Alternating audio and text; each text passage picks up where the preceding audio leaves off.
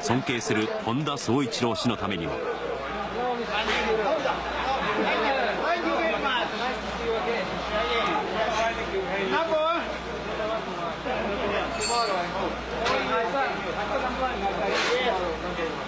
Brazilians see Ayrton as a national hero who shined on Sunday mornings. In Japan, he is revered as an almost sacred figure. The devotion of the Japanese goes beyond the tracks. It touches the heart of a nation shaped by values such as honor, discipline, and respect for legacy. In this video, you will understand why Senna became for the Japanese more than a champion, but an eternal symbol of soul and perfection. Ayrton Senna enchanted the world with his speed, but it was in Japan that he found a genuine, almost spiritual love. From an early age, the Japanese saw in him something that surpassed the sport. It was his posture, his dedication, the reserved and intense way he behaved off the tracks. They saw in him a mirror of the very values that guide Japanese society. Japan is a culture deeply marked by reverence for effort and total dedication. And Senna gave his all in every race. Even when the odds were against him, there were no excuses or public complaints. This brought him closer to the Japanese ideal of honor. While other drivers were doing marketing, Senna would retreat and train. While others were seeking fame, Senna was seeking meaning. For the Japanese people who value silence and introspection, Senna was like an artist of sacrifice. His tears on the podium, his demeanor before the start, his absolute concentration. He wasn't just fast, he was true, and truth in Japan is a virtue as valued as victory itself. Even his serious appearance and expression evoked the heroes of Japanese anime and dramas, a man who carries a burden, who loves discreetly, who suffers in silence, and who fights to the end.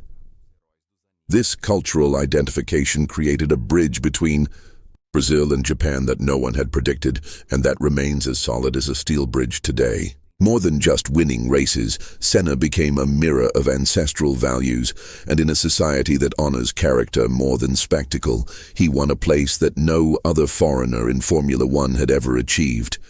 The heart of an ancient nation. The partnership between Senna and Honda was the definitive link with the Japanese people. More than a simple engine supplier, Honda was seen by Senna as an extension of his own competitive soul. He didn't accept mediocre engines, he wanted perfection. And the Japanese engineers saw in this demand not arrogance, but honor, the genuine desire to raise the standard, to go beyond. They felt challenged and at the same time deeply respected. Senna spent hours at the Tochigi factory, something few drivers did. He talked with the engineers, learned basic Japanese, ate with the employees, and made a point of thanking them personally. In a culture where professional bonds are built with silence, presence, and respect, this attitude was more powerful than any speech. He was treated like family within Honda, and that wasn't marketing, it was true. The trust was so great that the engineers let him test configurations that were still in development, trusting in his almost sensory feedback.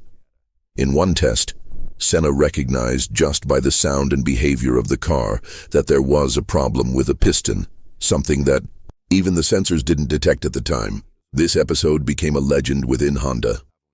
For the Japanese, Senna wasn't just a driver, he was one with the car. Another striking aspect was the exchange of letters between Senna and the engineers. Even after victories, he would write thanking them for their dedication, and after defeats he never blamed the team. This level of loyalty and character created an almost spiritual bond. Honda still keeps archives, records, and internal tributes about him today. No other driver has received this kind of technical and human veneration. In Japan, this relationship between man and machine is almost sacred. Senna understood this intuitively. He treated the engine as something alive that deserved respect. This philosophy, combined with his dedication on the tracks, created a connection that neither time nor death could erase. Suzuka was not just a circuit, It was a stage for epic battles and an altar where the Senna myth was sealed. There he won decisive races, such as the 1988 and 1990 titles, and was the protagonist of historic duels with Alain Prost. The Japanese saw these races as more than a sport. They were demonstrations of courage, technique, and destiny. Each overtake was like a chapter of a manga lived live.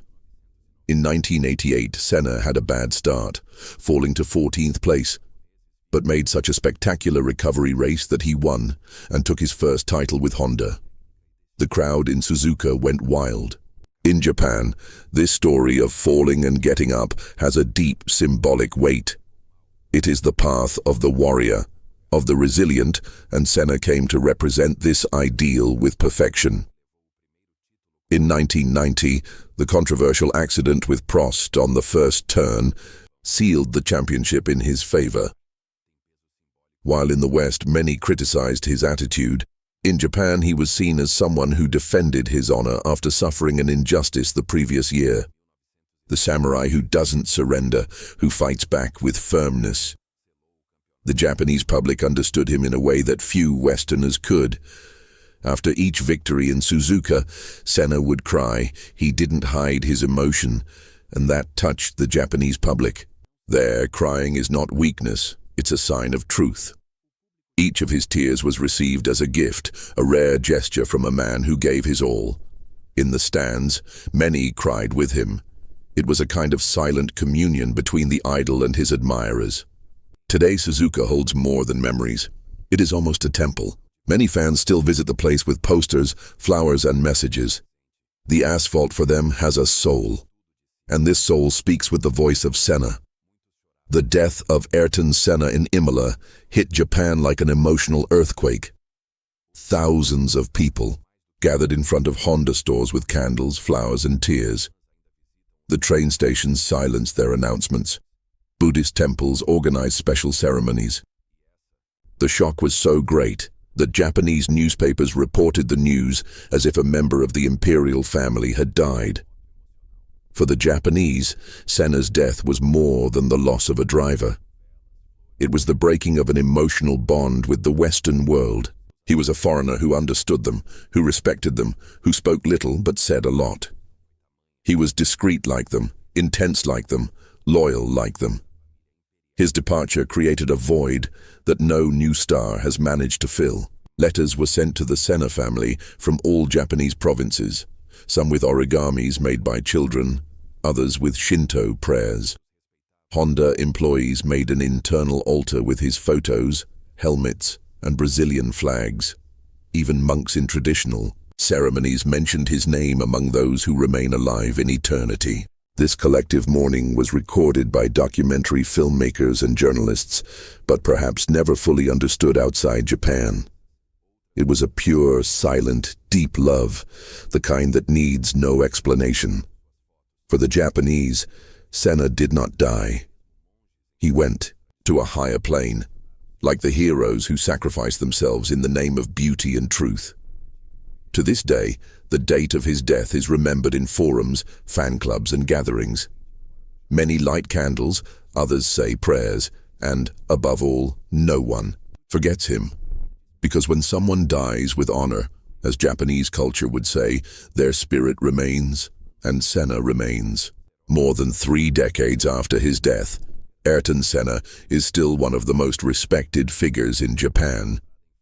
In 2019, a statue in his honor was installed in Tokyo, funded by Japanese fans. Products with his image are still on sale. Miniatures, posters, books. Children learn about him in kart schools.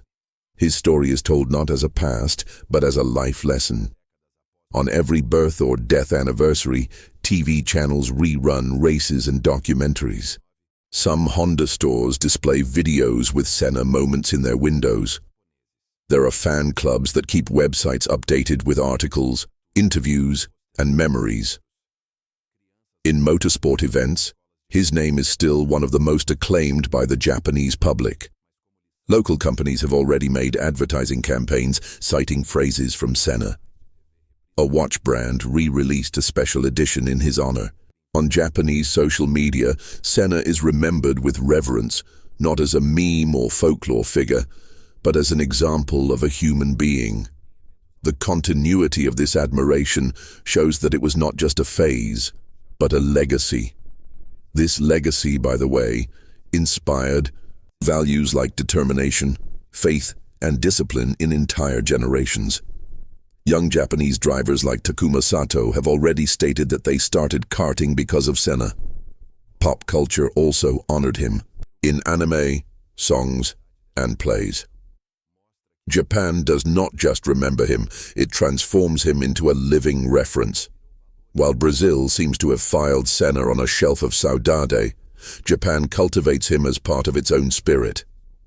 And perhaps because of this, the Japanese love for Senna is so long-lasting because he is not in the past, he is in the present. When the documentary Senna was released in 2010, Japan received it with reverence. The cinema halls sold out tickets in several cities, and the public's reaction was one of emotion. Many watched crying. It was not just a film about motorsports, but an immersion into the soul of a man the Japanese already considered special. The documentary reconnected a new generation to the essence of Ayrton Senna. Japanese critics praised the way the documentary portrayed the human side of the driver, his sensitivity, spirituality, and search for perfection. In online forums, fans commented as if they had re-encountered an old friend. In interviews, spectators said they were moved by the scenes of Senna talking about God, purpose, life, themes that deeply resonate in Eastern culture. The documentary also rekindled the pride of Honda, which returned to highlight the historic partnership with Senna in internal events. Many employees from that time were interviewed and honored. This contributed to the creation of commemorative events, exhibitions, and even games and simulators that highlight the golden age of Formula One, with Senna at the wheel. More than nostalgia, the success of the documentary demonstrated something rare: the living permanence of a legacy. Many young Japanese people who never saw Senna race live became fans after watching the film.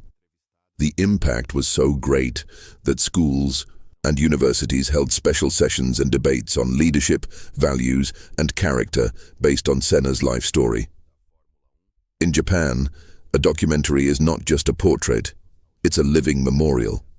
And Senna became exactly that, a continuous tribute to a man who represented eternal virtues.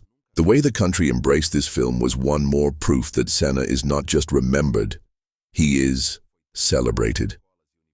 One of the aspects that most touched the Japanese was the way Senna treated his family. The respect for his parents, especially for his mother, Nide, was visible in interviews and public appearances. In Japan, devotion to parents is a central value. Seeing a world-famous man demonstrating affection and humility towards his family made the Japanese admire him even more. His simplicity off the tracks also caused fascination. Senna liked to fish, to walk barefoot, to be in silence. He did not show off with luxury, nor did he make a point of flaunting victories. For the Japanese, this was a sign of true greatness. Someone who dominates the world, but does not allow himself to be dominated by ego, a characteristic associated with sages and masters. In addition, his sincere spirituality attracted attention. Senna spoke openly about God, the fear of death, the mission of life.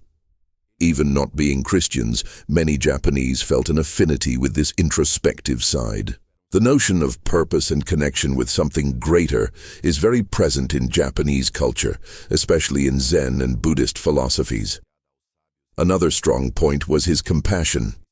Senna financially helped social projects but without fanfare.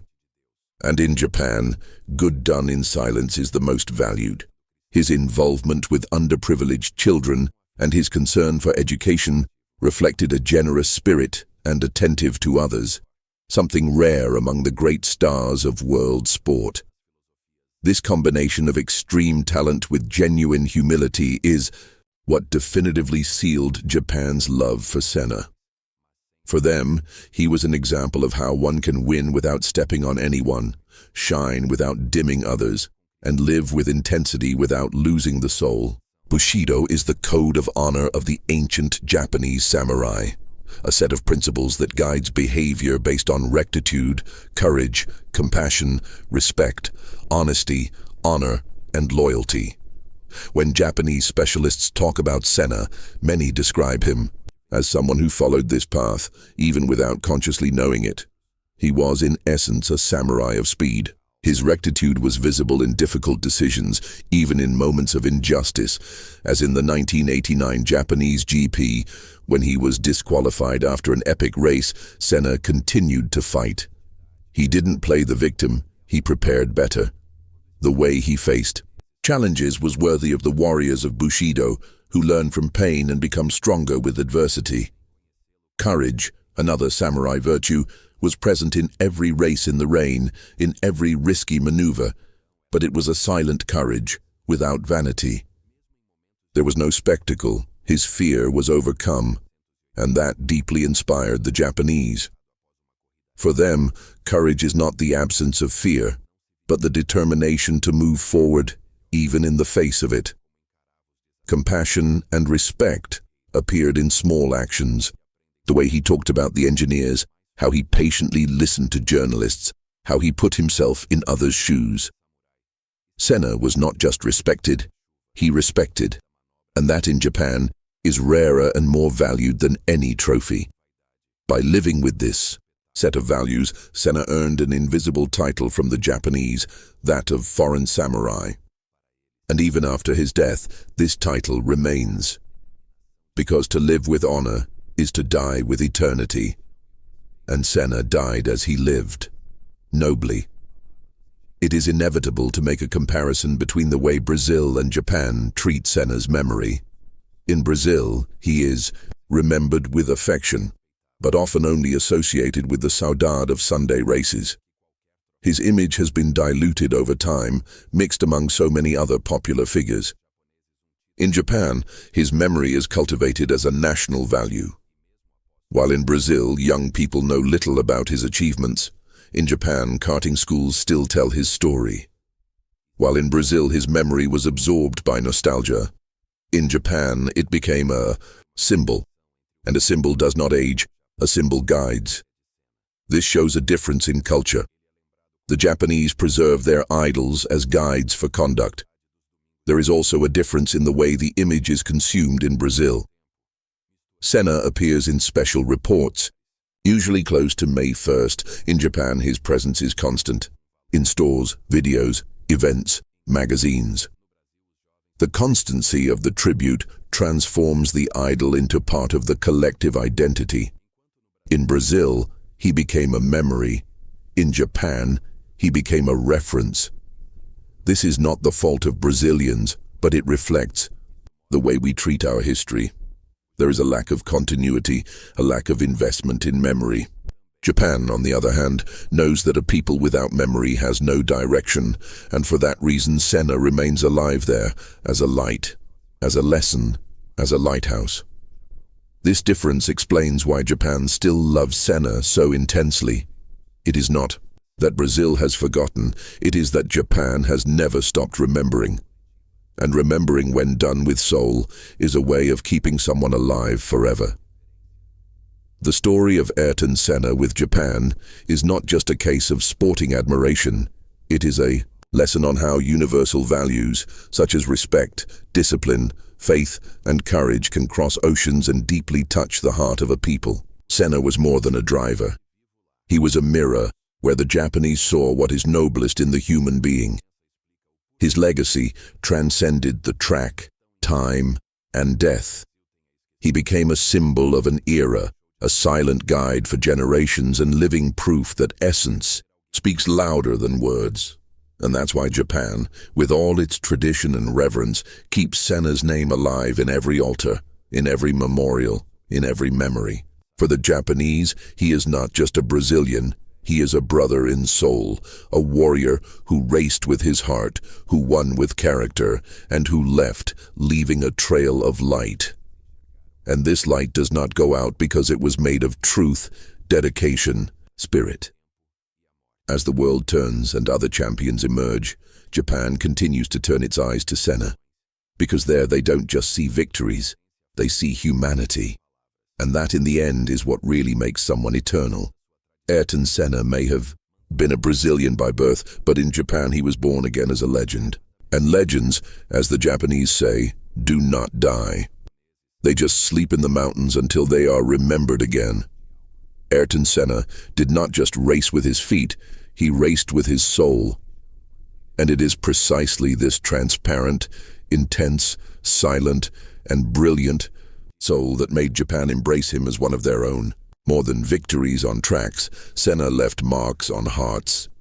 He not only won races, he inspired lives. In a world that quickly forgets its heroes, the Japanese people chose to remember, chose to preserve, teach, and honor.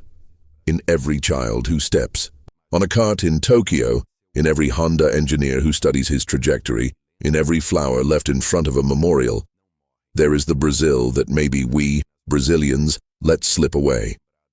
This story is not a criticism of Brazil, but an invitation. What if we went back to looking at Senna with the eyes that Japan never closed? Maybe we would rediscover in his memory the strength we need to believe again. Because Senna was not just about speed, he was about faith, courage, and integrity. May Japan continue to remind us of what we should hold with pride, and may the memory of Ayrton Senna not be just a saudade, but a seed of honor, effort, and humanity. Because as long as there is someone who admires him with truth, Senna will live and will live forever. If this story touched you, share it. Because every time Senna's name is remembered with love, a new generation learns to race, not just to win, but to be better. Don't forget to subscribe to the channel, as we have news every week. Until the next video, ciao.